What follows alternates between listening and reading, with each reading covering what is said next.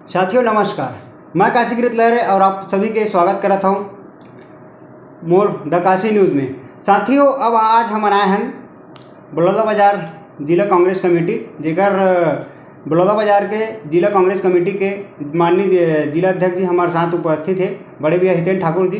तो बड़े भैया से हमन जानबो कि ये दरी हमन कसडोल भी जीते भैया और भाटापारा और बलौदाबाजार बचे हैं। तो ये बलौदाबाजार भाटापारा और ये तीनों विधानसभा लेके का रणनीति रही ओकर बारे में जानबो। तो बड़े भैया आप मन के बहुत बहुत स्वागत है मोर यूट्यूब चैनल में। बहुत बहुत धन्यवाद। भैया ये बतावा कि पिछले जो रणनीति रही आप मन के कांग्रेस के वो बहुत अच्छा रही से ए दरी कार्य रणनीति रही और ए दरी का कांग्रेस पार्टी है जैसे कसडोल जीती से वैसे बलौदाबाजार और भाटापारा जीत पाही कि नहीं जीत पाही? ये दरी 2018 में जो हमन चुनाव जीते रहें कसडोल ला और बिलाईगढ़ ला और भाटापारा बलौदाबाजार में हमन कुछ कारणवश वहाँ से मात खाए रहे हैं।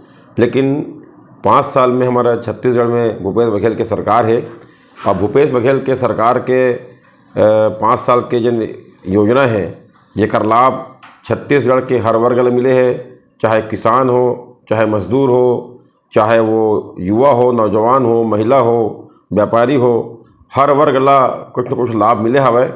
और सरकार की योजना भी से हमारे राजीव गांधी किसान न्याय योजना के माध्यम से किसान मन के जेब में पैसा दे हन।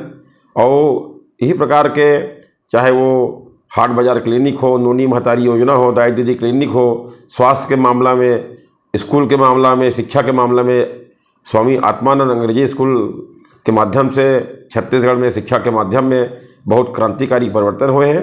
ऐसे हर क्षेत्र में हमारे भूपेश बघेल के सरकार बहुत काम करे है जेकर लाभ हमला छत्तीसगढ़ की जनता ला मिले है। और ये काम के माध्यम से योजना के माध्यम से हमन जिला के तीनों विधानसभा सीट ला जीतबो। और संगठन के माध्यम से हमन लगातार बूथ स्तर से लेके सेक्टर में, जोन में हमन बूथ के गठन करे हवन। और ये बूथ के माध्यम से हमारे संगठन के माध्यम से हमारे कार्यकर्ता बहुत ही मजबूत है। और उस मजबूत होने के साथ साथ हमारे कार्यकर्ता भूपेश बघेल के योजना के माध्यम से गांव-गांव जाते, जन जन तक पहुंचावत है। और एक माध्यम से हम तीनों सीट ला जीतबो, ये हमला पूर्ण विश्वास है। भैया अभी आप मन देखे हो कि कसडोल विधानसभा बलौदाबाजार और भाटापारा एमा आप ही के पार्टी के बहुत जगह ऐसे है कसडोले ला ले लो। कसडोल में भी बहुत जने दावेदारी करत विधायक के, ओमे आप मन के का बोलना है? देखो, कांग्रेस पार्टी एक लोकतांत्रिक पार्टी है और हमारा कांग्रेस कमेटी में एक स्वस्थ परंपरा होते। और हमारा कांग्रेस पार्टी ऐसी पार्टी है जिसमें ब्लॉक के माध्यम से विधानसभा के दावेदार के आवेदन मंगाए गए हवे और ब्लॉक के माध्यम से जिला कांग्रेस में आए हवे और जिला कांग्रेस के माध्यम से प्रदेश कांग्रेस कमेटी हमन नाम भेजे हवन और प्रदेश कांग्रेस कमेटी विचार करके चुनाव समिति में भेजे और चुनाव समिति के माध्यम से वो स्क्रीनिंग कमेटी में गए हवे। तो चरणबद्ध तरीके से हमन आवेदन की प्रक्रिया करे हवन और उमें जो योग्य उम्मीदवार हैं ओकर चयन हमारे राष्ट्रीय नेता मन करत है, प्रदेश के नेता मन करत है। और विधानसभा में जिन चुनाव जितने योग्य उम्मीदवार है ओला हम टिकट दे के दावेदार बनाबो। और दूसर बात ये कि ये कांग्रेस पार्टी है और अत्यधिक दावेदार के जन आप सवाल करे होकर ये कहना मैं चाहूँ कि सरकार भूपेश बघेल के सरकार के कारण, ओकर योजना के कारण, ओकर काम काज के कारण आज हर व्यक्ति कांग्रेस के उम्मीदवार बनना चाहते हैं। और एक कारण हमारे कांग्रेस के कार्यकर्ता मन, नेता मन स्वस्थ परंपरा के तहत खुले रूप से दावेदारी करते हैं और ये हमारे कांग्रेस पार्टी लिए बहुत अच्छा संदेश भी है। भैया आप मन एक चीज़ देखे हो कि अभी 2018 के जो विधानसभा चुनाव रही से उनमें बीजेपी के ये कहना है कि संपूर्ण छत्तीसगढ़ में शराबबंदी के घोषणा कर रही सरकार है और जो भूपेश बघेल जी मुख्यमंत्री जी है जो अपन सरकार कांग्रेस की सरकार बने के बाद वो जो घोषणा पत्र में जो बोले रही से ओला झूठलात है कि उकर मन के बोलना है बीजेपी वाला मन के कि गंगा जल के झूठा कसम खाए कांग्रेस सरकार है, ये बोलना है आप मन के। देखो, सबसे पहली बात तो यही बात मैं झूठ बोला थे। गंगा जल के कसम हमारे कांग्रेस के नेता मन खाए रही से वो किसान मन के कर्जा माफ के लिए खाए रही से, किसान मन के धान की कीमत के लिए खाए रही से, शराबबंदी के लिए गंगा जल कसम नहीं खाए रही से। और जिन बात के लिए गंगा जल कसम खाए रही से कोई वीडियो भी हवे, वो समाचार आज भी हवे, और पत्र जिन जारी करी वो भी हवे। हमारे भूपेश बघेल की सरकार जिन घोषणा करे रही से लगभग 36 में से 35 घोषणा पूरा हो गए। और रही बात शराबबंदी के, तो शराबबंदी एक ऐसे एक बात है, हमारे मुख्यमंत्री जी के एक मानना है, एक उद्देश्य है कि ये सामाजिक बुराई है और सामाजिक बुराई के निराकरण और अंत जो है सामाजिक तौर पे होना चाहिए। और एकरे कारण समाज शराबबंदी के एक समिति गठन करे गया है और वो समिति जहाँ जहाँ शराबबंदी हो है, चाहे गुजरात हो, चाहे उड़ीसा हो, चाहे वो बिहार हो, वहाँ जा जा के देखा थे। और छत्तीसगढ़ के जिन भी हमारे समाज के प्रमुख है ओकर मन से राय मशुरा करके शराबबंदी के निर्णय आगे ली। चूँकि जहाँ जहाँ ये शराबबंदी हो है, चाहे बिहार में देखो, चाहे आप गुजरात में देखो, वहाँ अवैध शराब की बिक्री धड़ल्ले से हुआ थे और अवैध शराब के कारण वहाँ बिहार में जहरीली शराब पी के सैकड़ों आदमी की जान चली गई। तो हमारे मुख्यमंत्री जी अकस्मात एक प्रकार के ककरो जान के साथ खिलवाड़ करे को नहीं चाहते हैं। वो सामाजिक रूप से सबके राय से ये एक बुराई ला, शराब की बुराई ला समाज के माध्यम से ख़त्म करना चाहते हैं। और ये बहुत अच्छा बात है कि जब तक हम समाज में ये बुराई के नाश नहीं करबो तब तक राजनीतिक रूप से इसका निराकरण नहीं हो सके। तो ये आम आदमी के माध्यम से, समाज के माध्यम से ही एक निराकरण करे के उद्देश्य हमारे सरकार के हैं। भैया एक चीज़ और है, अभी आप मन देखे हो कि भारत के जो माननीय प्रधानमंत्री जी है और बिलासपुर आए रही से, तो उकर मन के कहना ये है कि कांग्रेस सरकार जो समर्थन मूल्य छत्तीसगढ़ प्रदेश में देवत है वो झूठ बोलत है और जो मूल्य, जो समर्थन मूल्य है हमन वाला हमारे केंद्र सरकार से देवत है। एमा आप मन के का बोलना है? देखो, भारतीय जनता पार्टी ला तो लबरा पार्टी कहे जाते हैं।